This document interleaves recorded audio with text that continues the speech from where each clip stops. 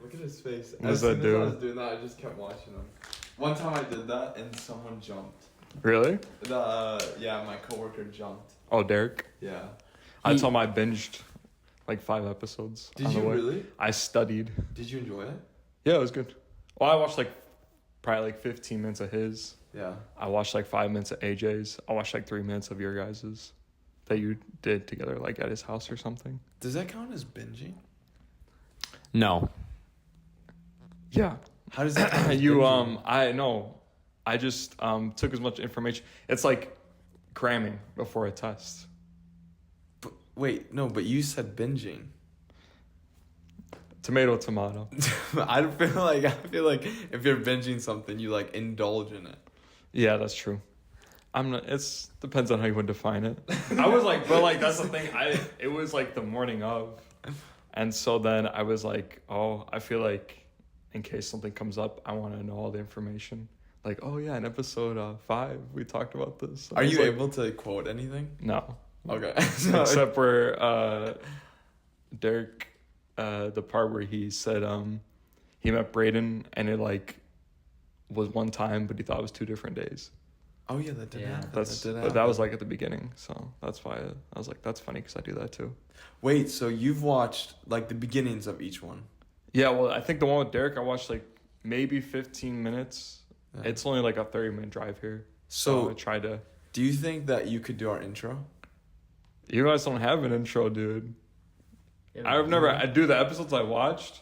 The one I saw you made, Emery and Wesley. Do it. But he was "Welcome to BC Pro." Well, he did. You guys know the next thing you need? Have you ever watched Crash Dummies? You ever heard that? That's another podcast. It's kind of popular depending on who you ask, but the dude has a soundboard next to him. Oh, okay. So he presses buttons for things, but you guys could do that. You could just probably make an intro on the piano and then record it. Yeah, dude, that'd actually be sweet. You could there's free beats online. People take all the time. Well, don't say that. We'll make it. You can make it too. No, we'll make it, but send me those websites. Do you know that song Espresso by Sabrina Carpenter? Sing it. I don't know the lyrics. Okay. But I know it because Mikhail listens to one of her songs. But I saw this thing on Instagram, and the dude said there's a website where people can make beats and put them online for free for people to use. And the only thing, it kind of sucks because you don't get paid for it, but you get name recognition. Her entire song is his friend's beat. Oh, really? Yeah, he pulled up the beginning of her song. Obviously there's added on, but the main I don't know what to call it, but the main sound is his beats. Dude, that is so unique. I feel like only you would know that. Oh, because you're just such a unique person. No, you know why? It's because I'm addicted to my phone.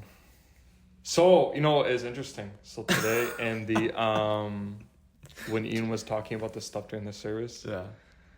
And he was don't let your emotions lead you. I was man, I do it all the time because I really feel like I should take a social media. I feel like in a perfect world, I could not be on Instagram. Oh, really? And or any social media. I don't have Twitter, but I have Instagram and that's it. And so that was my trade-off is I'm not gonna have both, but I have one. But I'm I wish I didn't feel I needed Instagram, but part of me is I do because that's how I get a lot of my news or any information about things going on in the world, because I don't really have another outlet beside it. You don't have the news app or something that's well, where you know that stuff I don't necessarily, I won't say I don't care about it, but that's not as relevant to me as stuff that could even be happening in Milwaukee. That's what you're saying. Yeah. And so for me, I'm I don't know if I can delete it, because at that point I feel I'll be so out of the loop with everything, which is not a bad thing, but I just wouldn't be able to. I feel it's harder for me to connect with people if I don't have any if you're oh, did you see? Yeah, I saw that. And then you're talking about a topic that you both kind of know about. That's my life, man. That's my life. I feel like that's sometimes I'll talk to you about things and you're like, Yeah. what's that? And I'm like, are you serious? And so, but like I forget because you don't have social media, right? No, I only have YouTube. That's the only thing I have. I talked to some of my friends told me they don't have Netflix, Disney Plus, nothing. They just use YouTube. That's what I do. You don't have any streaming services? Mm-mm. What do you watch then? YouTube. But like what? Oh, like I'll watch so how I work is when I get obsessed with something, I'm like obsessed with it. Yeah. For example, if it's like a video game that I'm obsessed with, I'll watch that video game. Or like right now, Tyrese Halliburton and Rocket League and sermons will be the things that keep popping up. Okay. So like that's like what I strictly watch. You like Tyrese Halliburton? Dude, I do. I think You know he's amazing. from Oshkosh. I know, dude. I'm telling you, I think he's gonna be one of the GOATs one day. No. I can tell you that right now. Nah, I don't like that dude, bro. Dude, why? Because he's annoying. I don't know. Is his personality? All right. Okay, hear me He's out. not.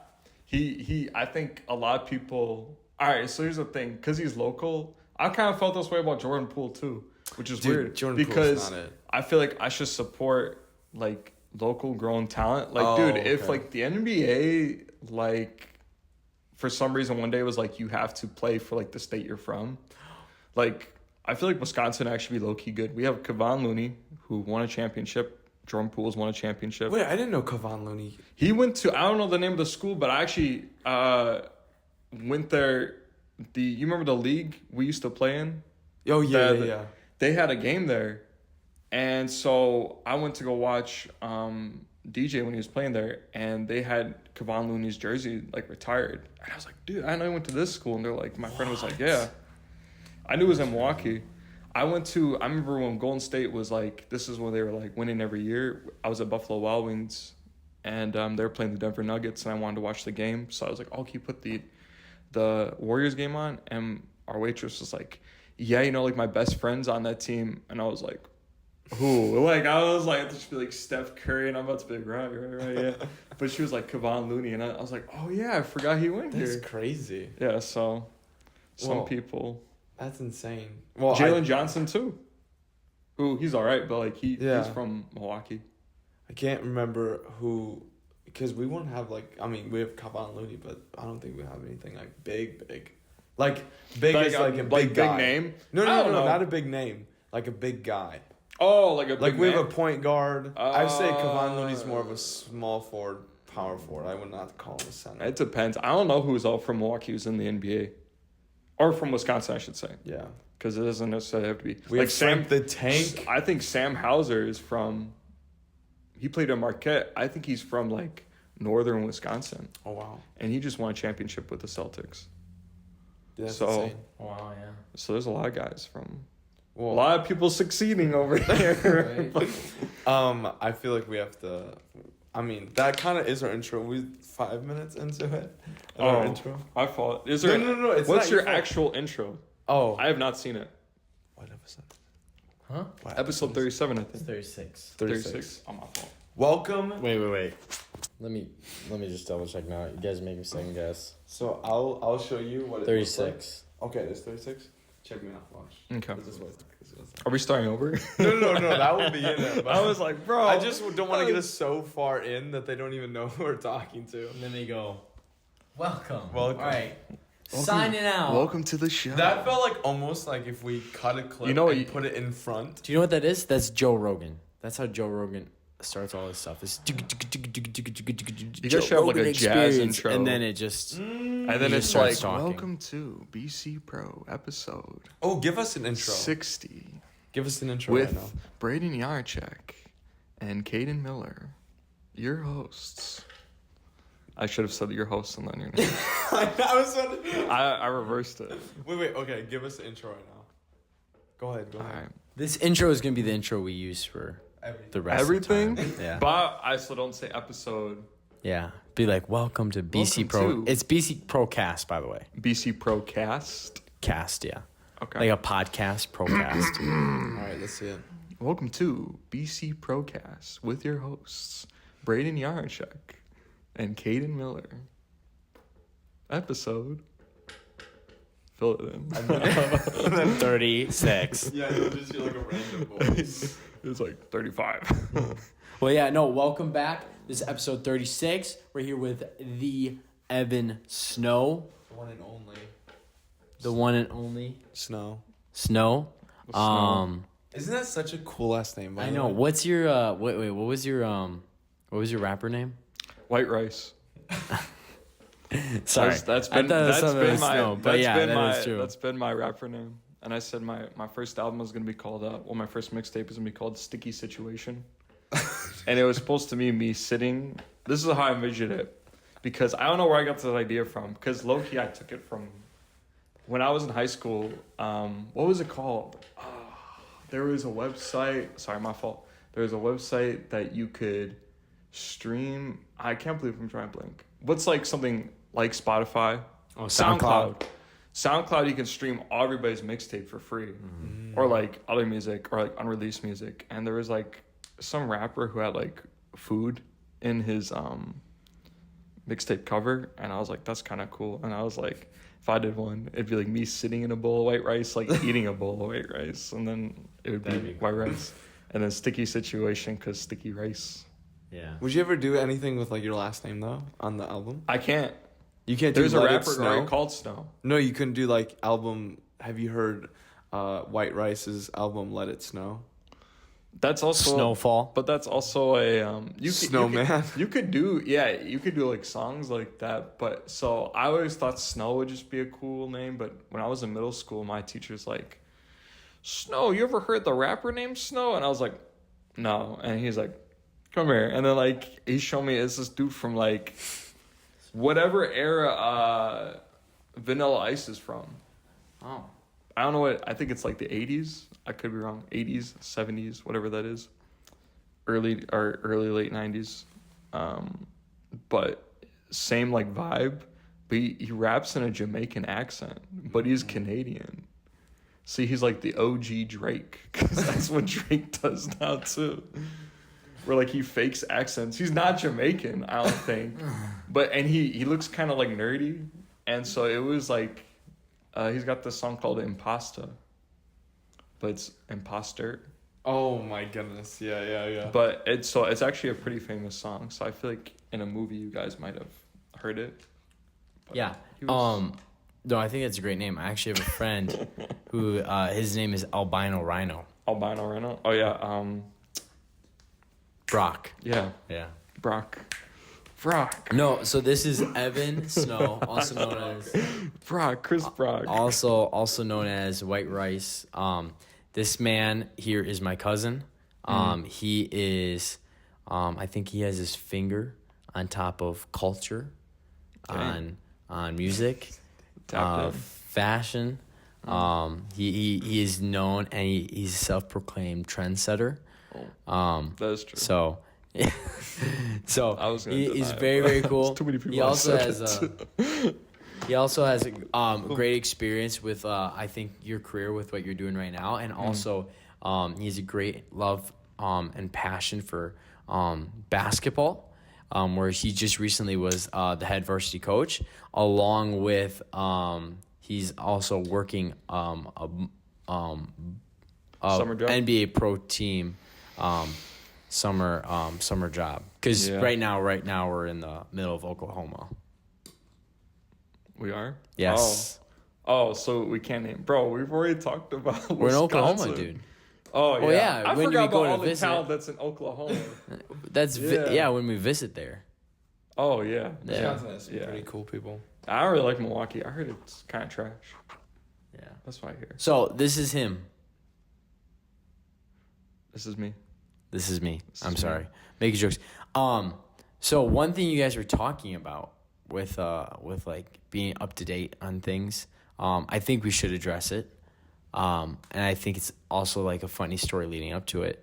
You were talking about how with social media and like Instagram, you're like up to date on things. Mm-hmm. Just recently, something pretty historical happened. Yeah. And then, just after it happened, I come up to my great friend here, Caeden, and I ask him if he knows. Well, you did something. You said, do you know where that's from? Oh, yeah. I gave the sign, fight, fight, fight. Bro. And he goes, what is that? And I go, what? And this has been like a full like 24 hours. And he goes, what? I'm like, you don't know that there's a assassination? Was this morning? Yeah. You said it to him? Oh, you didn't know that? A attempted assassination on Donald Trump. And he Dang, goes, you didn't even get that on YouTube? No, well, he's about to explain why. Oh, my fault. So I'm like, you didn't know that? He's like, oh, no, not at all. And he was hanging out with Matt yesterday. Mm-hmm. And I asked Matt, I'm like, did you know? He goes, no. I'm like, wow, you guys were so locked in to having fun, hanging out, that you guys have totally missed. Like, the whole world was, like, on notice of, like, what just happened. Yeah. So it's kind of funny because you're talking about staying up to date on things. And, like, him and Matt, who also I don't think he's much on social media as well, like, they had no idea any of that happened. But, yeah, there's an attempted assassination on Donald Trump. He turned his head, and then a couple seconds, the bullet goes past, scrapes his ear. And if you think about it, if he didn't turn his head, that's end game. That's it could have done. been really bad, dude. That's why it's crazy. So our friend actually texted us. I didn't know either.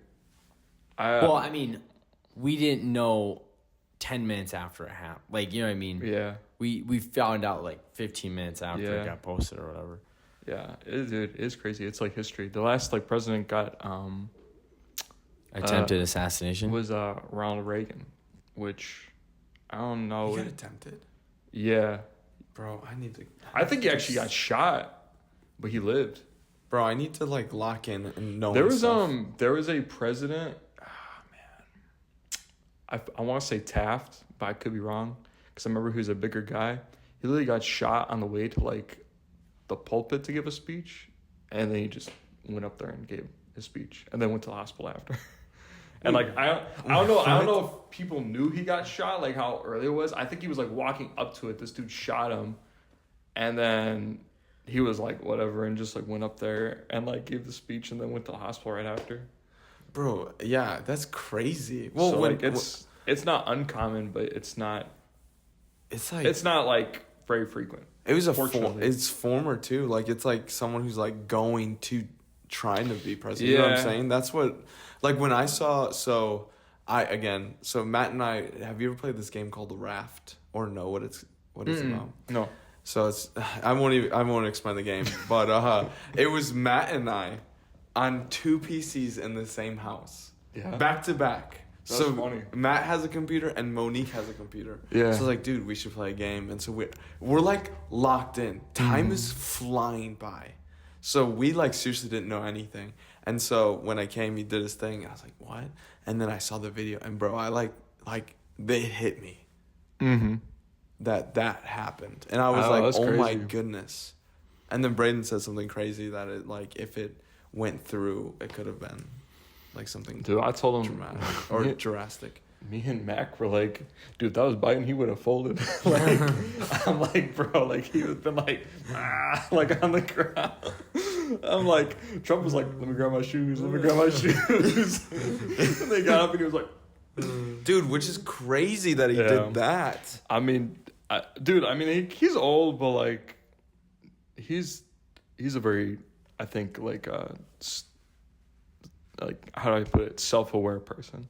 I have a question for you. Yeah. I feel like you're such a caring person and you're very, very kind. Uh-huh. No, this is not leading anywhere. You No, don't have to you're be good. like crazy. So that happens to you, right? You got shot in the ear. Oh, I got shot? You got shot. Yeah, shot in the ear. Okay. Yeah. What goes through your mind? Like immediately, what goes through your mind? I don't know, cause dude, like if you're in that situation, you ever play that game where like you're somewhere and you're like, dude, if someone came in here with a gun, what would I do first? Like I think about this sometimes when I'm at like restaurants. Just I feel like every guy has thought about that. because like you're like, what would I do in this situation? And then So, in like, this situation, you have like superpowers. You're like, well, obviously I would rip the door off. Yeah. And like you're like, I'd break be the gun. bullet impenetrable. He would shoot at me. I would catch the bullet, and then I would just punch him in the face. Dude, me and Michaela actually, when me and Brain would have sleepovers, not to change the subject, but when me and Brain would have sleepovers, we would be like, hey, it'd be like 1 a.m. I'd be like, hey, you up? He'd be like, yeah. I'd be like, hey, if you had superpowers, what would you do? And sometimes me and Michaela are play, and I'm like, hey, you up? She's like, yeah. And I'm like, hey, if you had superpowers, what would you do? And then she's He like, likes superpowers. That's and awesome. dude, superheroes. she's like, I He forgot knows what more she than me. said. She said one that I was like, man, that's kind of. It was. I mean, like anyone who has superpowers wouldn't not think it's cool. But like, I was like, dude, I'd have like moving stuff with my mind because like Telekinesis. because nobody would know you have it either.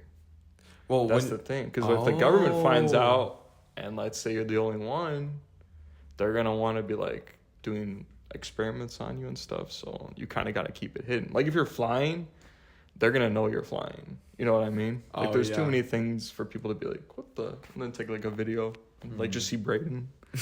Like see Braedon just and like if you're like, hey, like if we're going somewhere, you want me to pick you up because he doesn't have a car? He's like, nah, I'm good, and he's always there before you.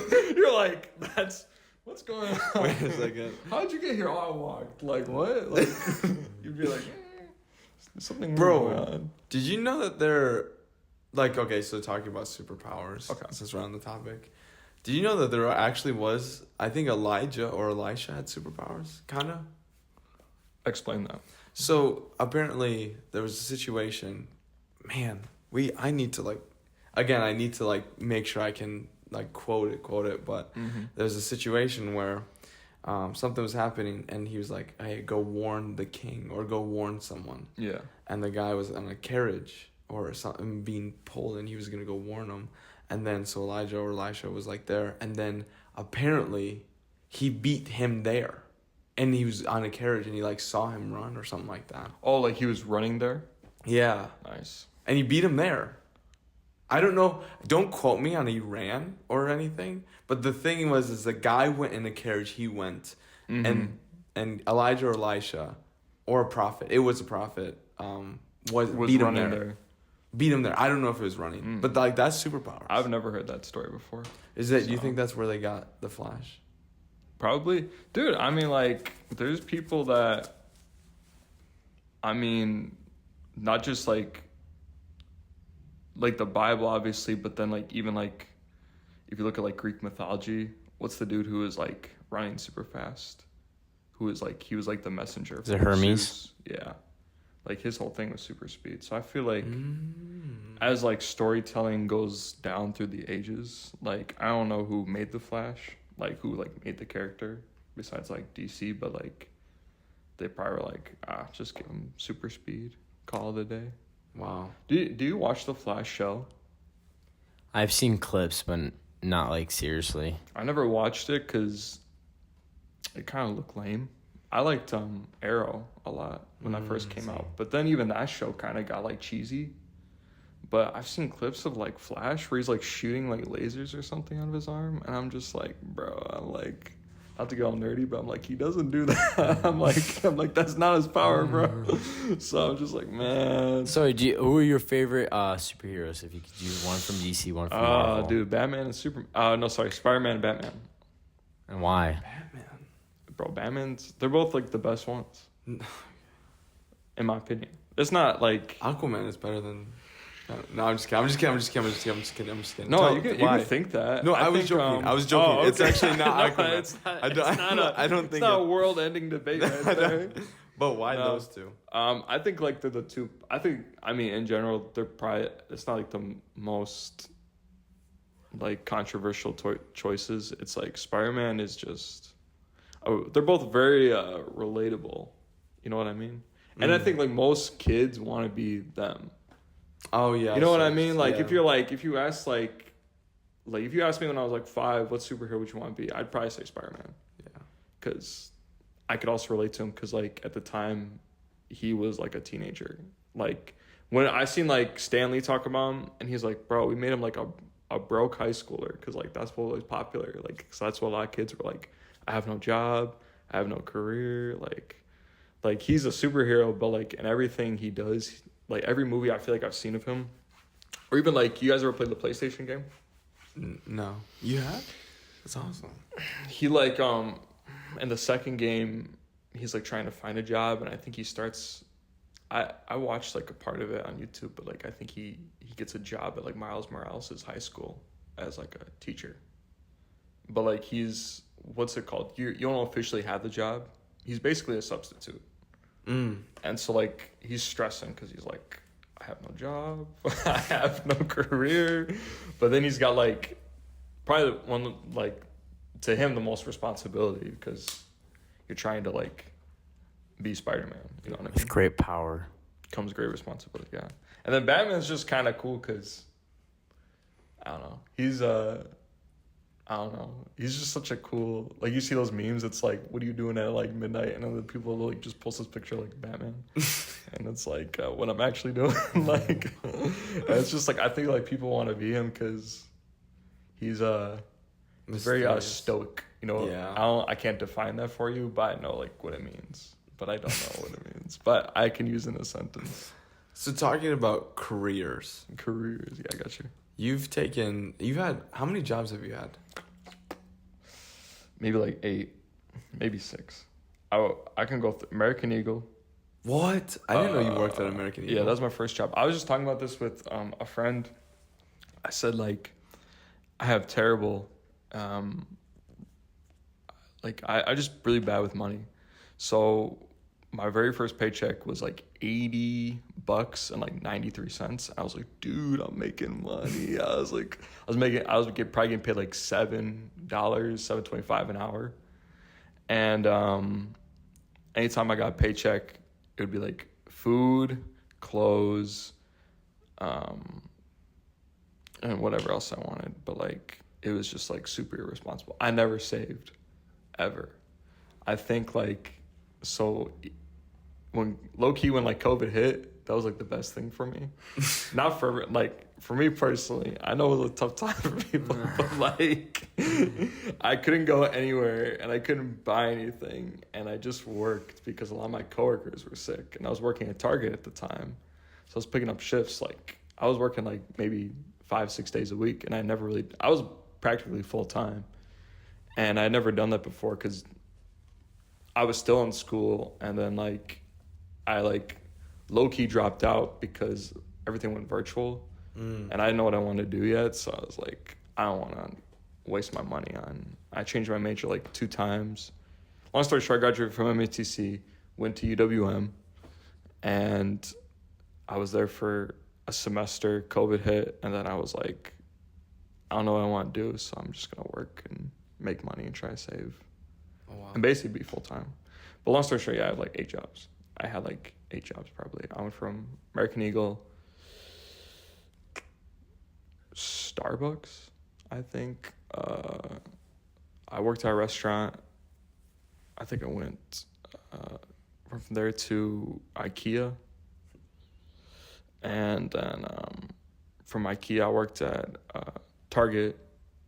And then I worked at a company called USIC for, I think, 1.5 years, 2 years, and then VCA, which is where I currently work.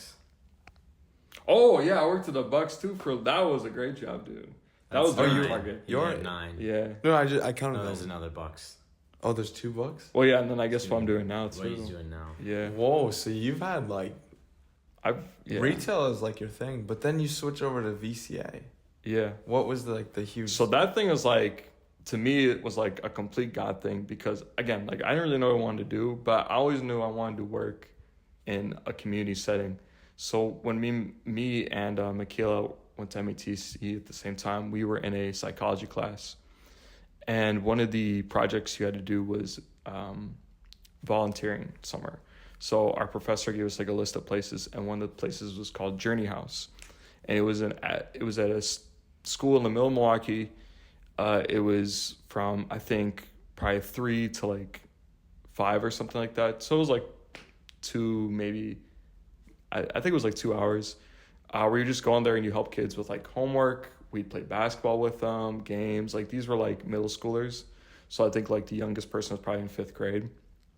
And it was just like a really rewarding like experience. Like it didn't really feel like you know, like when you feel like you have to do stuff like that, it's not always the most enjoyable thing, but like I actually really liked it. And the director who was working there was like, man, he's like, dude, he's like, you guys are great, we give you jobs here, like. And I was like, oh, that'd be kind of fun, because I was like, I'm pretty much just like, not like babysitting, because it didn't feel like that, but like you feel like you're making like a small impact. Yeah. So when I graduated from METC and my associates, I went to UWM, and obviously I'm a big basketball fan, so I really wanted to work for the Milwaukee Bucks. And one of the things I wanted to do was like community relations. I don't know what the title is called though, but like in my mind, I was like, I want to work in like the community. And when I was at Junior House, they had a program there. It was like, if your math grade is a certain like score for like kids, you get free Bucks tickets. And so like it was like rewarding like for them to like help them motivate to get your grades up. And so I was like, oh, it's kind of cool. And like I kind of want to be in like charge of that stuff, to where like you're making like a small impact like in your community. And but anyway, so I always knew that idea was always with me. And then when I was getting married, I knew I needed like a higher paying job. So I went from Target to, it's called USIC, which was just like an underground locating service. And that was great for a little bit, but it low-key got like super stressful, because essentially I was there for a year, and then they basically, I would work all over Wisconsin. I'd be in St. Francis one day, Franklin another. I'd be in like Oshkosh, or like pretty far away, and you had like a work truck.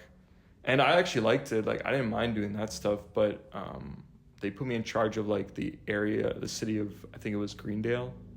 So I ran the whole city, which means like I had a work phone, and if there was any issues, like if somebody was paving a road and they're like, hey, we found like a random pipe, they would call you, and like you would have to drop like whatever you're doing pretty much, and like go there, and you would have no background of what's going on, because chances are I'd even mark it. So if they're like, hey, there's like gas marked right over here, but this pipe is over here, you'd be like, I don't know, dude. So like, and like I didn't feel like qualified, and I didn't really get a raise either. So I was like kind of like, it's not even worth the money. I was just stressed. And like when you did it during the summer, you would start at 7, probably get your first job at like 7:30. And then I was working till like 7 to like 6 some days. Like it was crazy. I remember I literally was going on vacation for like a week. I was like, oh, thank God. I was like leaving at 5, and this dude called me, and he was like, hey, we need a whole apartment complex marked out by tomorrow morning. The person who was like locating never showed up. And because I ran the area, my number was on the ticket. So I was like, bro, I was trying to leave. So I called my manager. I was like, hey, do I got to do this? And he's like, yeah, I would. I was like, I was so mad. So like, long story short, I like wanted a new job. And so I kept applying places. I was talking to everybody like, hey, like, you know, like I'm looking to try to get, and then I actually tried going back to Target for HR, because I was like, well, it's kind of like helping people, because essentially you're like hiring them, or like if something happens at work, you're like assisting them. Right. And even that, like, I just couldn't find anything. And I was like praying. I was like, God, please, like, let me get a job. And quick story, I was praying this, and so like finally I was like, you know what, God, if you want me to be here, give me a reason, like something where I feel like I am where I'm supposed to be. So I like was working at this intersection. There's like this Mexican restaurant. This is Starbucks. This is a Walgreens. It's like a 4-way street, and they're doing all this like underground work, and I'm there it's like hot, and I see this guy. He looks like homeless with like this like puppy. I just walk around. I'm like, man, dude. So I was like, oh, this is it. So I was like, I feel like I'm supposed to help him. So I was like, well, at first I saw him and I didn't do anything at first. And then I was like, oh man, it's kind of sad. Like I was like, man, he's homeless out here, super hot. And I had to move it to the other side of like the street to mark something. And I saw him walking by again. And I was by like these houses, and I was like, oh man. I'm like, I gotta say something. So I was like, hey dude, how's it going? And he's like, oh, what's up, man? He had like this little dog with him. That's what got me, was like the puppy. I was like, dude, I was like, so I was like, yeah, I'm like, it's pretty hot here. He's like, yeah. And I'm like, man, do you like water or anything? He's like, you got some? I was like, bro, I'll go over to Walgreens, get you all a pack really quick. He kind of looked at me and he was like, nah, I'm good. And like, as he said, they walked into a yard and into a house. And I was like, this dude wasn't even homeless. I was like, bro, he's just taking his dog for a walk. And I was like, oh my.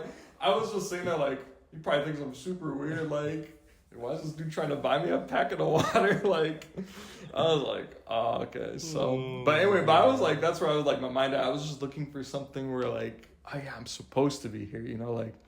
So long story short, one of our friends actually was hired at the school I currently work at in the same position that I work there now as. And Michaela was like, you should, we knew the principal, so she was like, you should talk to them to see if there's any like openings there. And I was always like, yeah, that's a good idea. Like I was like it's an idea, but I was like, I was essentially looking for like a job where I was like, this will be my career forever, and like I can make really good money, and like be like a real I can't think of the term, but a real breadwinner. You know what I mean? But like you know, like I mean, like yeah. And then like as like literally as we were talking about that, my grandma called me, and she was like, I just talked to the principal of VCA. I never mentioned this to her, that I was looking for a new job, or like that I wanted to get any like kind of career as far as like teaching or anything that.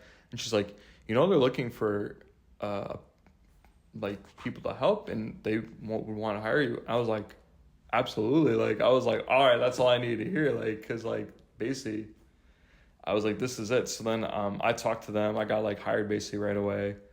And then I quit USIC the same day. I put my 2 weeks in. And then like, and it really worked out, because basically what happened too is I told Michaela, I was so desperate, dude. I was like, man, I was like, we were going on vacation for the week where we were going to like Lake Geneva for like the 4th. Yeah. And I was like, or no, it wasn't. It was like right in August, because this is right when school started. I remember that. Yeah. So I literally was like, I was like, dude, Mac, I won't put my 2 weeks in, and I'll spend this week like looking for a job. And she's like, I was like, that's a good idea. Or like I had some kind of plan where I was like, no, it makes sense. But I was like that desperate. I was like, I need to like out of this job. I was like, it's like low key giving me depression. Like, cause I would come home and I'd be exhausted. So like that was the other thing too, is like, I think when you have a job that just consumes your life, and like that's all you have, like, cause like I would get home at like I said, like on a good day, like 5 o'clock, bad day, like 7. And I'd be exhausted. So like, I wouldn't want to do anything. Like I wouldn't want to lift. I didn't even want to cook. Like I just wanted like to get home, shower, and essentially just go to bed. So I was like, I'm not even like really enjoying my life, like outside of work. Cause then like, I knew I had to wake up the same day. And I like once or twice a month, you had to work on a Saturday too. So I literally was like working like 6 days a week, basically. Wow. That's like, to me, like the money was not like to the point where like when I went to VCA, I was essentially making the same amount for like in my mind way less work. So it definitely was like God thing. And something you're passionate about. Yeah, and like going there, and I didn't really know what to think going into it, because I didn't really understand what I was doing. But basically when I got there, I was running like a study hall, and they were just like, all right, this is your classroom, you know, happy you're here. And I was like, all right, bet. And so honestly, it's the kids. That's why I tell people, like, and like you're at a school now too. I think most teachers, because teachers are really underpaid, but I feel like you find value in like the students, because I think and like especially in that field, like if you work at a school that's like really difficult, like the students are, or like you're like man, I just don't really enjoy being here, and it doesn't feel like work to me, basically, is what it came down to.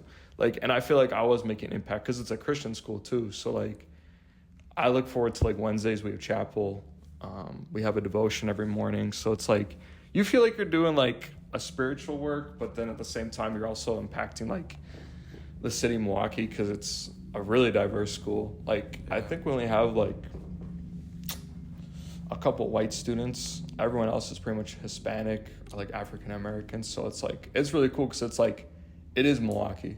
It's not like, I don't know, like I went to Oak Creek High School, and like that was like a majority of it was like white, and like not that was like a problem, but like, you know, you live in like a suburb, you know what I mean? So like you don't really get to hear about like people's lives outside of like Oh, I see. like outside of like school, because a lot of kids are coming from like single parent homes, no parent homes. We have a student that the first couple months I started working there, a lot of kids were talking about going to I think it was his mom's funeral, and his mom had just died from a disease or something, and he was a freshman at this time. And they said, like, the year before his dad died of a disease, and a couple years before that, his brother got shot and was paralyzed from, like, the waist down. So I was like, and I met that kid, like, a couple weeks after, like, the funeral happened, and he is, like, the nicest, like, most joyful person, like, great student. Like, you would talk to him, and you'd be like, you would think there's, like, nothing wrong in his life. And to be at, like, that age and to have, like, that, I think, like, resilience to like not give up or be like oh, my life sucks, you know, like, and he would be justified in like having that like attitude, but like he just doesn't. And so like that's where I'm like, that's really cool. And like since working there, I feel like I've become a better Christian, like overall, to be honest. So like I feel like I tell them that too, like when I'm in chapel, I'm like, you guys help me, because there's certain kids like you'll pray for and like they don't really want to be involved in anything, but then like you'll see them praying at the altar like on a Wednesday, and you're just like, it's like all worth it, you know what I mean? So like it's like very motivating. Wow. So that's beautiful. And I feel like, and Braedon actually used to, what was like the thing that you would describe Evan as? Like every single time you like someone was like, Evan, how would you describe him? And I can kind of help you out. I remember. You used to say that Evan is like legitimately the nicest person you know. Oh yeah. Because like you'd even say that he would open the door for you on accident. Yeah. Because he was just so kind and just such a gentleman like, and yeah. Yeah, you're a very caring person. Anyone that comes across from you, you're definitely the first person. If someone needs help, you get up from the chair, you try to help do things here and there. Thanks. You probably don't like to hear any of this, but we can make fun of it because he opens his door for his wife, Michaela, all the time, to the point where he opens the door for me when we get in the car. I'm like, dude, you're good. He's like, oh, my man, just go in. And then he closes the door. And then he closes the door and comes back around. But, like, there's times we're just talking, walking to the car. He comes to the passenger, and I'm like, wait, am I driving? And then he just opens the door. He's like, oh, sorry, man. But, no, he is one of the most caring people you'll ever meet. He's always like there to help, a helping hand. Yeah, and he's super. And when I met him, I was like, dude, everything that Braedon has mentioned is 100% factual. Like he has strong integrity. He's very kind. So and humble as well. Yeah. And he like doesn't like people talking about him. I guess. Nah, just. Do you know? Bro, we talked about this at VCA because we says to the kids like, you can't even take a compliment, but like if you talk negatively about yourself, you're like, yeah. But like when I tell kids, I say this to kids all the time. I'm like, bro, you're so smart, and they're like, nah. And I'm like, but you are, but you just don't want to like tell yourself you are. You know what I mean? Yeah. It's like it just feels weird. Right. And I think I feel the same way though. So my question that is like alluding to what I'm saying is, what do people mean to you? I think, not to get the basic answer, but I think like you got to go off like the Bible. And so if you look at it, we all come, God created all of us for, a reason. And because we're formed in the womb by him, like each person has a purpose. So like, and I can't say like, this is my thought process all the time, because I'm not always the most patient person. And so like when it comes to people, I tell this to Mikhail all the time too, like I feel like very antisocial actually. Cause like I have like my friend group and I'm cool with that. And like, she's always like, oh, we should double date with so-and-so. We should double. And I'm like, nah, I'm good. I'm like, why? I'm like, I don't need to be in that situation. I'm like, so that's how I feel. But like, I think, how should I put this? I have faith in people. You know what I mean? So like I think like everybody's worth something. Everybody's worthy of something. So Wow. I think there's a lot of. I think nowadays people have like a very negative attitude towards people in general, especially like, let's say like you disagree on something, like you're not gonna have a lot of grace, and I think like people forget that like nobody's perfect, so that's just I think a thing about you is that, even though you might like to stick to your group or whatever, I think you understand the importance of the value of a person and like their own like confidence, their own like happiness. You know, I had the blessed opportunity to work with you for a few months. Best 2 months of like my career. It was awesome. Dude, we had Braedon. like 4 of us close friends like working like together. It was awesome. Dude, that was so great. No, but like, you know, just going throughout the day, you were always the one that would advocate for students. You'd always be the person that would come up to any student if they're by themselves or whatever. And you created such a great bond, a relationship between them that's like, hey, listen, I'm here to support you. I'm here to help you out. If someone's going through something, you're always the first person there to be like, hey, how can I help? How can we make this better? How can we fix this? And then also instilling value into a person, let them know that like they are worth something. And I think that's something that you understand. Like you know, you go on, live your day, but I think you understand the value of a person and like their own self-thoughts about oneself. And I think that's what you like to do by caring someone, by giving someone positive feedback, by just talking to them about things and understand like, you know, you're worth something, you're valuable, and it's good to value yourself and to think highly of yourself and like to love yourself. I think you do a great job at that. Thanks. Yeah. It comes from my parents. I will say that, like, shout out to Brad and Michelle. Whoa. Really good parents. They don't call them mom and dad? No, all mom and dad, but we gotta go first names. But yeah, no, I was thinking about that because I think I was just having this conversation with someone. I think like I was like, they just did a really good job. I mean, like, I think everybody thinks their parents for the most part are great. So, but yeah, they did. I feel like a lot of the values. My dad too. Like he, everybody kind of says a lot of the same things I hear people say about me, but I'm like, I don't always like, I'm always like, when you say that stuff, I'm like, I do? I'm like, I guess. I'm like, I don't know. But they say this, like, I feel like people tell me that about my dad. And then I'm like, oh yeah, that's true. Yeah, I see that a lot. But like, you just don't know when you're like, when it's you, I think like, yeah, you don't think that like way about yourself. So yeah, well, that's like, and then I humility. think that other stuff too is like discernment from like the Holy Spirit, kind of like what Ian was talking about today too. So Wow. like I think like everybody has that. Like you can tell something about a person sometimes without like talking to them, and it'll be like the Holy Spirit giving you like a feeling. Yeah. So you've taken a lot of steps in your life and with switching up careers, and like you always have your finger on what's going on in the world. What like motivates you? Like what gets you going? To work? Whether it's to work or just to enjoy life or the decisions you make, what is always motivated with it? Give me an example, because it's a broad question. So like when you made decisions with your work, what was like your motivation? Money. Okay, like for the most part, like each job I went I went to, like, well, like, I got like a small, like it wasn't always like a big raise, but it was always like a small raise, and I was like, that was like it. That's literally why I switched job to job to job. Like I just found something that was better. Yeah. And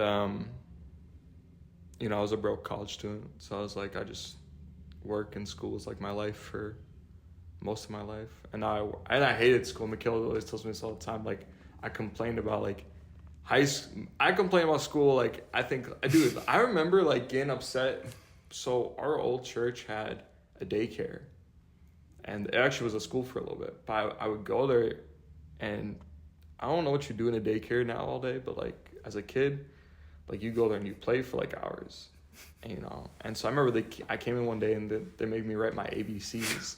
I was so mad, dude. I was like, "Are you serious?" They're like, "You gotta write your name 20 times." I was like, "Why?" And like I did it, and I was just like, I was so angry. I was like, I just want to go outside, but like, so even then, I'm like, I don't know why. I hated like doing like schoolwork. And I think what you're saying is fun now that you work at a school. Yeah, now I work at a school, and so when the kids complain about their stuff, I'm like, bro, you got it so easy. I was like, dude, when I was in high school, I was writing papers. You get to like, they all have computers. I'm like, and all of them use ChatGPT. Yeah. They do? Yeah, they got caught. Do you snitch? No, I didn't. I found out about that from them because we had a bunch of kids turning papers. They were like, man, you what's it called? You plagiarized. They're like, what? And then DJ found out. He's like, they all use ChatGPT. I'm like, what's that? And I use it. So I'm like, there you go. Another aspect of your life is heavily like fitness and working out, along with basketball. Mm-hmm. You love basketball. You play it yourself. Go ahead. For as much as you play, you still stink. Oh, okay. No, I'm joking. No, you're very, very good. You Good, actually some were bad to putting others. buckets on Caeden. And then me and him, we're family and stuff. So we on the court, we like to go back and forth and like do hard checks and Yeah, Brain's a mess with bully. people. No, I'm not, Dude. You were there yesterday, right? dude. Bro, I said I'm sorry about. No, that. that's why. That's it. No, it was a legal move, so it was fine. I was bad. like coming up behind him trying to get the ball, so he stopped, backed up, and like hit me. Oh, he put you in jail. And It was kind of. I just hard. didn't expect It was to hit in hard, the chest. yeah. No, and it was fine. But he's like, dude, I'm so sorry. I was like, bro, you're fine. I was like, I felt bad because I literally had a black eye 2 weeks ago from basketball. That Me probably hurt too. more. I know, yeah. We both had it. Anyway, so we like to go back and forth. Actually, can I tell him? So he was coming up the court, and I was like looking down. I looked up, and it looked like he carried. So I go, Oh my god. So I go, this is so yo, why annoying. you carrying, bro? Why you carrying? He's like, I'm not carrying. He's like, you carry all the time. Dude, And I so- was just annoyed because I was already playing bad, and so like that like pushed me back. Just like, bro, I was like, And then we were playing after he said that, and I was like, oh, like I carry all the time, which I don't. He came up, and I'm like, I'm setting him a hard pick, and so I put down, and he stayed up though. Like he actually bro, stayed he up. like trying to Boom, tag. It boom. wasn't even a pick because there was no one by me. He wasn't even my man. You said a pick on me. There was nobody. I'm pretty sure I was on offense. Maybe I don't know but why. I had my feet planted. It was a pick. I mean, it it wasn't was- like I was hitting you. It was like a chest bump. It kind of like when you celebrate with someone, you like chest bump. It was like It that. was fun. I Anyway, was like, so what are you doing? basketball is something that you're passionate about, and I think we're talking about motivation. Like, you want to talk about like maybe your own endeavors with basketball, like you just loving to play and like you always go out and practicing. Then maybe go into like the opportunity that you have now with like being a summer camp with the Bucks organization, and then maybe go into how this last season, you were the head coach of a team. I mean, I'll start with this. Shout out to Dakota and Cameron Peters. I don't know. Can we name drop? Yeah. Okay, cool. Because so when I didn't really like basketball as a kid, and like the Bucks were like never like good. I went to a couple games. So I knew like Brandon Jennings, Michael Redd, Andrew Bogut, but I loved like football because like the Packers were so good. And I remember I had like this old, not to get off topics too much, I had an old VHS tape of like the Packers winning, or Brett Favre winning his first Super Bowl with the Packers, and it was like sort of like a documentary. But it was really cool. So it always get me hyped. So little kid, I'd be lined up in the hallway like, I really want to Remember play. when we saw I think it was 2012 maybe when we won and we were at great grandma's house and we jumped in the snow. We it was the middle. Dude, we ran out there. We were in shorts. Yeah, like we were. Why are we wearing shorts in the winter? I don't know. dude? We were at the Super Bowl Packer party in the middle of dead winter, because we're all the way up in Canada. Yeah. And so Toronto. we won. And me and were like, let's go out. And so we ran and like jumped into the snow and started rolling around. Dude, yeah, that was fun. Is that the last time they won? Yeah. Dang, bro. It's been That's a sad. fat minute. That's sad. So, okay, basketball, you get motivated. Anyway, so used to be football. Yeah, I was really interested in football, and then I had some friends who played basketball like in middle school and high school, and I did in high school. I did football, track. I did like wrestling for a week. You did track?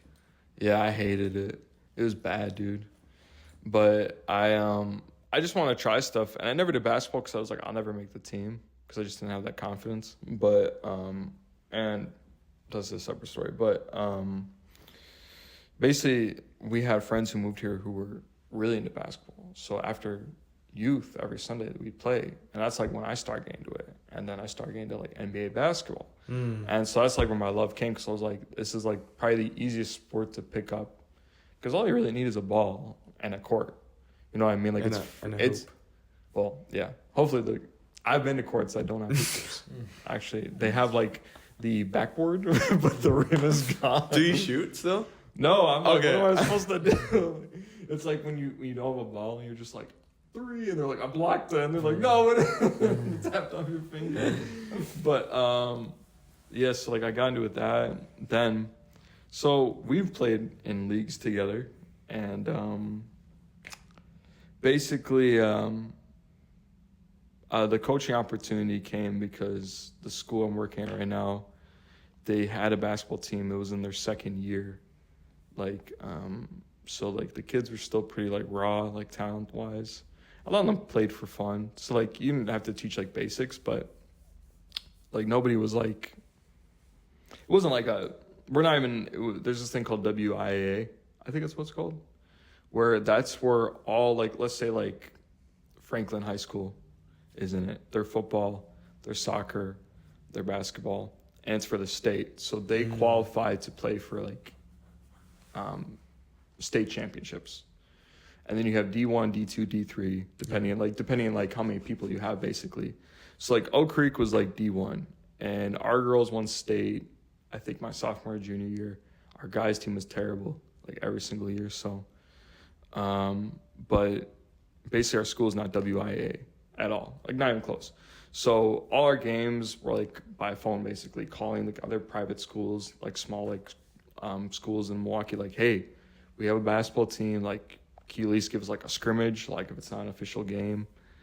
And that's like how we were like scheduling games. So I asked the coach at the time, I was like, oh, I'd love to like help out. I was like, yeah, absolutely. So like I was like the assistant coach, but like basically what we did most of the time, like we were like we'd fix problems. So like one game we didn't have like a scorekeeper, so like I was running score with like 2 students, and like we would do that, and like just making sure like students got there. Like I would drive them to games a lot of times because we don't have a bus. So that's like what I did. And then this last school year, I expected fully to do the same thing, but our guy's head coach was the assistant coach for a different school. And at the school he was at, they made him the head coach there. So he had less time to spend at our school. So like I was in his office with the other assistant coach, and he was like, you still interested in coaching basketball? I was like, yeah. Like expecting to be like, again, like assistant coach or whatever. He's like, all right, you're the head coach now. Like shook my hand. I'm like, what? And I was like, what do you mean? And he's like, well, he's like, basically like he said that he didn't say like this, but they didn't have anyone else to coach. So like that was like, they were like, you got to do it. And then, so yeah, I think we were 8-2, I think. That's good. But like the schools we beat were like, well, hold on, stop. You love though. Yeah, I know, coaching. I love it. Like talk about that. Yeah, no. So like, all right. So here's what I'll say. Talk about practices, strategies, things. I was like very, I won't say like overwhelmed, but like I didn't know what to do because I had never like been in that position. So I was watching a lot of YouTube videos, basically like other practices, and like I watched a lot of I can't say his name, but you remember Duke's old coach, Coach K? Yeah. Like his practices and stuff like that, and like drills and stuff. So like I was like taking things from other people, and that's what basically we were doing. And then like even I watched a lot of like LeBron's podcast with JJ Redick. Mind the game. Yeah, they're like done now because he works for them. Well, I mean, I don't know if they haven't posted anything from podcasts. Who? JJ, for the time being. But dude, knowing the Lakers, he could be doing that again next year. You know, because that's right. Good luck. I actually think he's gonna do great. I think he'll be all right. I don't. But with you. Getting back to my coaching career, because dude, think about it. I've had a longer coaching career than JJ Redick. He coaches younger boys though. Yeah, but he did that for like 1 year. I'm on my Okay, third that's technically. So, and I want to know what his record was too. Because it might not even been that good.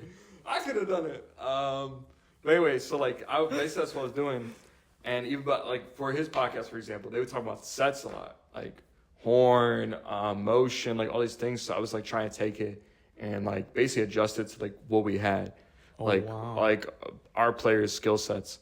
And, like, we didn't really get, like, I would say in full rhythm and probably to, like, the end of the season. Like, that's when I was, like, breaking down, like, film with them. Like, I would take, like, college basketball and, like, show them, like, different defensive sets. Really slow it down, like, break it down with them because, like, I feel like that's easier for them to, like, learn than me being like, yeah, you're supposed to be over here. And, like, then, like I'm a visual learner. So, like, I feel like it's easier for people to, like, look at a play and, like, slow motion. And then if I go like, Braedon, this is where you have to be. And you're like, okay. You see your guy come over, set a screen or whatever, and then come back out. And you're like, that's what I have to do every time. And then you kind of adjust. And I feel like that helps somebody's like basketball IQ more because like if you're seeing like what other people are doing in this situation versus this situation, then like when it actually happens to, you're like, I know what to do. Wow. So like that's like, and that's what I want to do more of this year is like break down like film. So has coaching developed your game? Yeah, for sure. Like I feel like I'm a smarter player, cause like I've never been the most athletic person. I had a perforated ulcer, so I had surgery. So like I have a kind of a cool scar right here. And then, but before that happened, I actually felt like I was faster, especially in basketball. Because I used to feel like I could run down the court real quick. And like that's how majority of how I play. I just play as fast as possible to like score. And post-surgery, like I don't feel like I have the same like step where I'm as quick. I always felt like a little bit slower afterwards. So I feel like now I'm at a point where like, and I'm not like old, but I kind of feel like I am. So like, I feel like I have to play smarter versus like faster. It's funny you say like not athletic, whatever, when you get every single rebound ever in a game. But like part of that, dude, like it makes every noise, dude. Like my favorite, so like I'll say my two favorite players all time are Shaquille O'Neal and Dennis Rodman. Oh, and so like I can tell and now. So like cause like, and I think it's because like I looked at like, well, Shaq was just like, to me, I always wanted to dunk like him, and I remember like watching I saw him play. I remember Space Jam, like I was a kid, so I always knew Michael Jordan, but then I remember watching Shaq somewhere on like some old Lakers stuff, and I was like, oh dude, that's so cool. And like I was like, if I could like play like any player, it'd be like him, because you just dunk the ball. Yeah. And so like it was like easy. But Dennis Rodman's cool because he's like the ultimate hustler. Oh yeah. And he would average like 30 rebounds a game and like 5 points. And I was like, oh, I could do that probably. So like that was like my mentality going to games. I'm like, dude, I could like, because the other thing too is like, I talked about this with kids on our team. I said, if you think about it, because I think I was telling these guys yesterday, in high school, they don't have a shot clock. So the more possessions you have, the less possessions they do. And so it's the same thing in the NBA technically, except you have less time in like professional, because I think when you get a rebound now, like say like an offensive rebound in the NBA, you have like 15 seconds. But they took it down. I think so. Oh wow. I don't remember, but like either way, like the last like Bucks playoff game, and there's a game, I don't remember what game it was. I think it was like game 3 versus the Pacers. In overtime, the Pacers had a possession where they had 5 offensive rebounds like in a row. Yeah, and I'm like, dude, that like, as a coach, like that would be the most frustrating thing. Cause like, and I remember I had a drill where I made them basically box out. I had like 3 lines. I'm like, just box out your man, and then you go to the back and that person boxes out. And one of the dudes is like, no, this doesn't make any sense. I'm like, what are you talking about? Because like I was just like throw up the ball everywhere, and they had to box out, and if you were in front, like that was your team, you had to get the ball first. And if the person behind you, their team got the ball first, you had to do push-ups. Because I'm like, never in a game when you're basically in front of someone should they be getting the rebound. Right. You know what I mean? Like if Right. you're boxing out properly. He's like, you don't know where the ball's gonna go. I'm like, that's the point. I'm like, in a game you're not gonna know where the ball's gonna go to. So like I told him, I was like, if you like, you could think of it like this way, like if I do my job, like I'm cool with it. But I said, but if everybody does their job, you're definitely gonna get the ball because you would have boxed out the entire team, and then like you just get the rebound. But like Dennis Rodman would watch, he would sit in the stands of like the opposing team, like let's say like even when they were home too, but like he would sit and watch their practices, and he would see where guys were shooting, like if it came off the rim, like every time he shoots, it comes off the left side of the rim. It was serious? They talk. I think they talked about this in the Last Dance. Oh wow. Or he would find like film of like, oh, Magic Johnson when he shoots, it always is long if he misses, so it comes back far. So like when certain guys were shooting, he like basically was like, chances are the ball's gonna be right here, and that's how he was able to get so many rebounds. It wasn't just based on like athleticism. He was like, wow. Like he really like thought, like it sounds like weird because like I'm like, I don't know like if a guy's missing that much if the ball's gonna go to the same spot every time, but for some players I'm sure it does because chances are they're gonna make it more times than not. But if they miss, it probably goes to like a certain spot in the court. So he always was like able to predict where it was going. So I actually recently heard this, and since you're a head coach, now I'm actually curious what your thought is. So you're in charge of this whole team, right? Mm-hmm. Multiple players. What is your philosophy on a player practicing everything and becoming good that way, or practicing at what they're good at? Because it sounds like you're on the mastering everything, or being really good at everything, or mastering like one or two things. Like being good at one thing. Yeah. You're saying stick with that? Yeah, like I'm saying, like for your players, are you like, all right, we're gonna work on handles, we're gonna work on this, we're gonna work on shooting, like we're all gonna do this, or are you like, your philosophy is, all right, this is what we're gonna do. If you're really good at like rebounding, or you're a good defender, you're gonna work on defense. You're gonna forget about shooting, forget about that. That's someone else's role. Focus on this. You know what I'm saying? I think. Well, like, so to relate basketball back to life, like, I think, like, you should always be growing in everything you do. So what I mean for that, like, when it comes to basketball, is you should be getting better at everything. You might not be the best at anything, and as long as you can do everything sort of good, you'll be a better player than, like, for our school, for example, like, you'll be better than a bunch of other, like, just random kids. You know what I mean? Like, professionally, obviously, like, guys will take their summers off and they'll work on, like, their handles or their shooting or, like, something they're weak in. And so for, like, our school, for example, like, we do drills and I kind of make them do everything. Like, I know what kids are better at than some kids, so I won't, like, have, for example, like, I had a guy, I had to, like, beg him basically be on the team because one of our students was probably our best, like, overall student, and he was our starting center.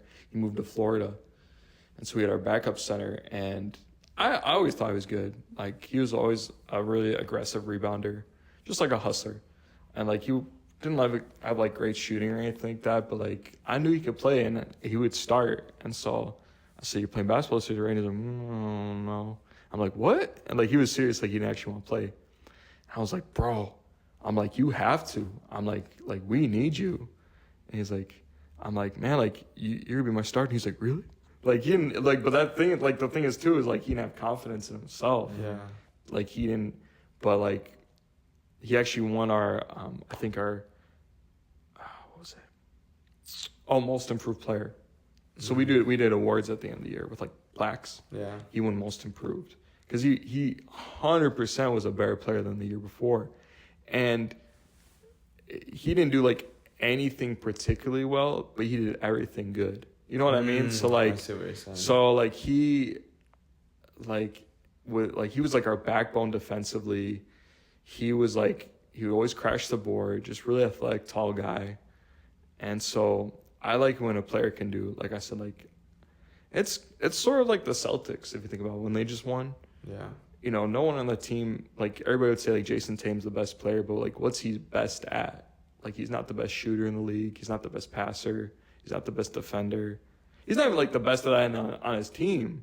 So like what is he like? Why do people consider him the best? Because he's really good at everything. Mm-hmm. Like you wouldn't be like, yeah, but he's not a great defender, but you'd be like, he's a good defender though. Yeah.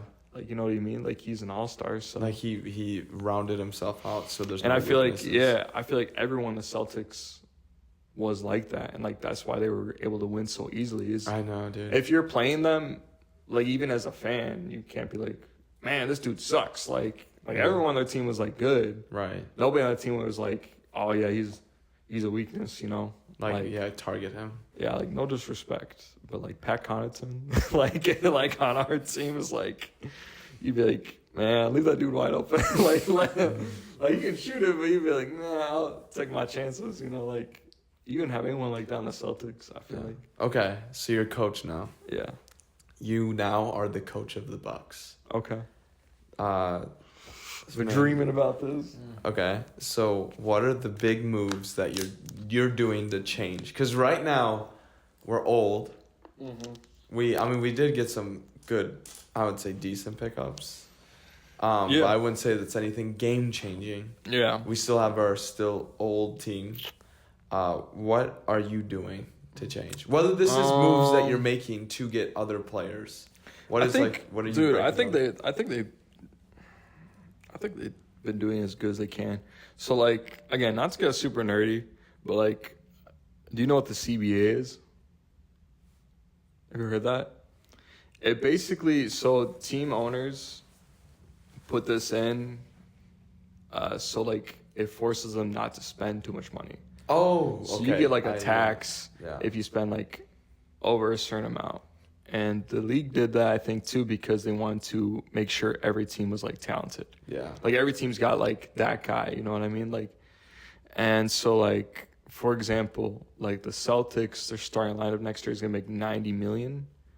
The next season, they're not gonna be able to do that. Like their starting lineup is probably gonna be like Jaylen Brown, Jason Tatum, and like,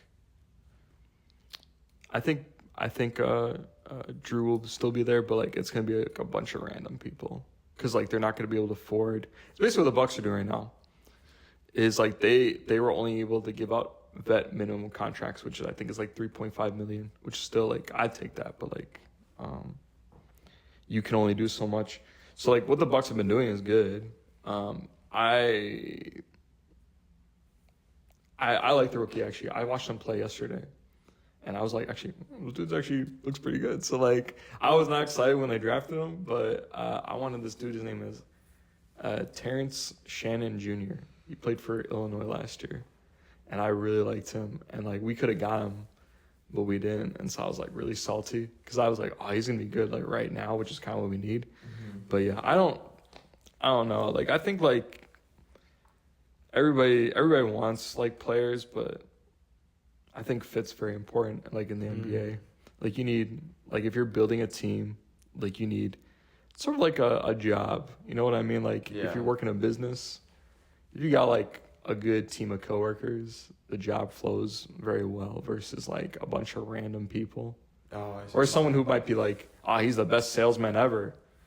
He's also a really good salesman. And then they're going to be like butting heads because it's like you both like are really good at the same thing. That's what you kind of saw with the Team USA in the beginning. With when they were playing, that's what everybody's like talking about. I was like, are you like everyone's like, oh dude, the lineup's insane. I mean, it is insane, but Tyrese Halliburton, who, why do you like him? I love his play style, dude.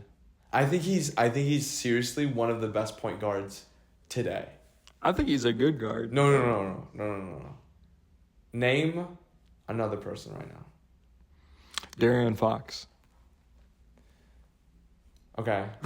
I will say this about De'Aaron Fox. Yeah. I think he goes too fast. I say that he takes the ball too much. And he almost puts the team on his back.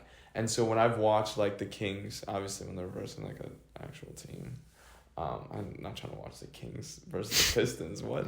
But when they're like versing someone else, what I noticed with De'Aaron Fox is he'll start out with passing. He'll first of all try to get the first bucket. But then after that, his first mentality I feel like is not to pass. And I feel like with a point guard, you need to have that or should want that. And so when I see with him, he loves because he's fast. Mm-hmm. I think he's one of the fastest. I think he is the fastest. Statistically, yeah, I think he's one of the fastest people. So like he always likes that pick, and then he goes that wide and then comes in, right? Uh-huh. He does like his fast, quick movement, and he takes it. What I like about Tyrese Halliburton as a point guard, and the reason why I say he's one of the greatest, is he's mastered the art of the pick and roll, so he knows when to drop out and then throw that pass. Yeah. But he also knows how to create chaos in order to get a pass out. Yeah. And I think that's why they beat us so much and we almost beat them once Tyrese, Well, he was there for our entire series, I think, wasn't he? I thought he got out. It was he didn't play last. the Boston series. I think he was out. Really? I thought he was. I don't know. Out for He might have been Bucks. out. He might have been out for a game. I could. I don't know. Maybe Yeah. I just noticed when Tyrese is the point guard, he just makes things happen. Even in Team USA. TJ McConnell was the guy that killed us. That Yeah. little shorty. And even in Team USA, when they had like the lineup, so they had Steph Curry, LeBron James, AD, and and then they subbed out and they switched. And when Tyrese and Ant were out there, they were scoring buckets. Well, you know Anthony what I'm saying? Edwards, bro, he's next. You know what I mean? Like he's Tyrese Halliburton, man, he's next. No, Anthony Edwards is insane. No, I think but he's one of those guys that said like Tyrese Halliburton. You would say is like one of the best playmakers in the NBA, but you wouldn't be like, he's an elite defender. Yeah, but But like Anthony Edwards, I think, so I feel super old because when I was a kid, one of my favorite teams was like the New York Knicks with Carmelo Anthony, Jason Kidd, Tyson Chandler, Did they have J.R. Porzingis Smith. or no? No, he wasn't. That's the thing. He wasn't even on the team. Wow. This was when LeBron was on Miami. So I feel like too, when you're a kid, things are more. It might be because you remember it so fondly, but I feel like I'm at the age now where I'm like, stuff was better when I was younger. That's how I feel about the NBA kind of, because I remember like teams like that where I'm like, I love this team, and then you play 2K and you beat them. Oh, and then you'd be like, I love I can't think of another team, but like the Charlotte Hornets with like Kemba Walker and somebody, and so like I just feel like now I look back on things and I'm like, dude, stuff was better when I was younger. But yeah, the nostalgia. Yeah, at the door. that's probably what it is. Who? No, nostalgia knocks at the door. Oh, I thought you said someone's at the door. I was like, who? No, dude, that's amazing. So, what is like? Okay, moving on from basketball, because I would love to talk to you more about it. Yeah, we just do an NBA podcast. Yeah, we have to. We have to. Yeah. Oh yeah, Matt's takes are crazy, bro, dude. That dude. Oh yeah, what do you think about his trading Brook Lopez? Oh, I've never heard that.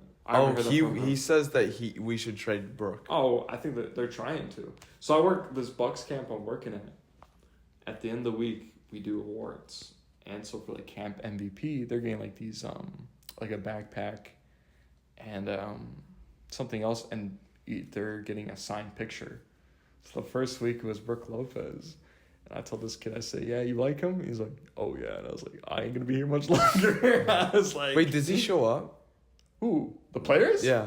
No, it's like a signed picture. Oh, Just like a general, like... Yeah, but even like, there was one with like Pat Connaughton. There was like Bobby too. And I was like, man, none of these dudes are going to be here next year. So I hope you don't think Bobby's going to stay? I don't know what they're going to do. But anyway... Okay, yeah, moving on from basketball. What is like your greatest advice you could give someone? The best advice living your life for 35 years. Dude, 35. I'm just kidding. It's Crazy. crazy. He's not 35. I had a kid tell me, he's like, oh yeah. He's like, how old are you? And I was like, I'm super old. He's like, yeah, you kind of look like you're 30. I was like, bro, I was about to be like, what? No, the best advice, what I live my life off of when it comes to, I guess, like, people is like to listen more. Because most people, I feel like, and I know I'm talking about this podcast, so I'm being a little hypocritical, but in general, when I have a conversation with someone, I actually enjoy listening to like what they have to say more. Because that's how you really get to know a person. Do you ask a question knowing the answer? Maybe. I might have. Or it might be like something I want to know more about. So like if you asked me a question, would you already have the answer? Or would you just question? I guess it depends what we're talking about. I guess like if you're like, not like general questions too, like, oh, how you doing? Oh, good. Yeah. But like real quick, sorry, you guys are talking about two different things. So you're talking about like, what's your take on Spider-Man? And he's asking that as if like I already have something to say about it. But I want you to start. Like you have something to add on to it. Does that mean? Not That's like, what you're saying. Yeah, not like add on to it, but like you already have your take on it. Yeah, and then like I have an opinion. Then he's asking about like, I do how are you doing? He doesn't know how you're doing already. You guys are just a little bit off. Yeah. No, I I'll have my opinion on things, like especially like nowadays, like hot topics, like not the story, but like the phrase.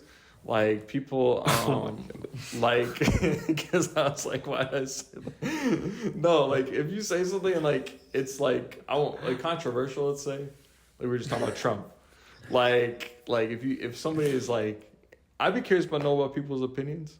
Like me and Mikhail were just talking about like Israel and Palestine, and we were just talking about like how you approach like people when you talk about that.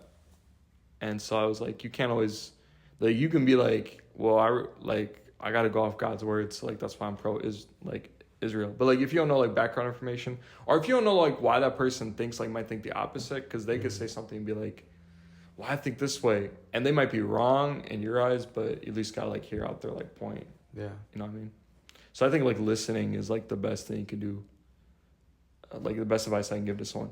Because everybody, especially now, again, with like social media, you just want to put like your thoughts out and your opinions and kind of mold the world to like your viewpoint. Yeah. When that's just not the case. Like you have to like understand you're just a piece of it, but like you're an important piece, but like you live in the same world as everyone else. Wow. So that's beautiful. Yeah, I actually I think that's really good advice for anyone to take. 'Cause, you know, the whole thing of like you have 2 ears and 1 mouth. I think there's a lot of power also listening and like just gaining more information, but also I think it aligns perfectly with like who you are. You care, and people that listen are people that usually care, and like they're curious about like your life, and they're like willing to take it in. And also, like, quick plug, everyone's listening to the podcast. You know what I'm saying? We need you to listen more. Subscribe. So that is the episode with Evan Snow, White Rice. White rice. Dude, white rice, dude. Dude, honestly, I love that even more. Like, I'm your cousin, and I'm family, and I've known you. You've known me my entire life, and I've known you most of mine. All of mine, essentially. Yeah. Yeah, no, wait. I tell people all the time, that's the other way. I tell them, like, Braedon and Caeden, basically, like, they're the first people I knew. Yeah. So I was like, I would consider them, like, a brother. Yeah. But even sitting here now, it's, like, cool to, like, hear, like, I knew these things about you, but hearing, like, the reasons why and stuff, like, it takes me back, and I'm like, no way. Like, that's so cool, because, like, now I have even a closer bond with someone I have, like, the closest bond with. So I very much appreciate, like, the time you took to be here and, like, the podcast. Thank you for finally having me on here.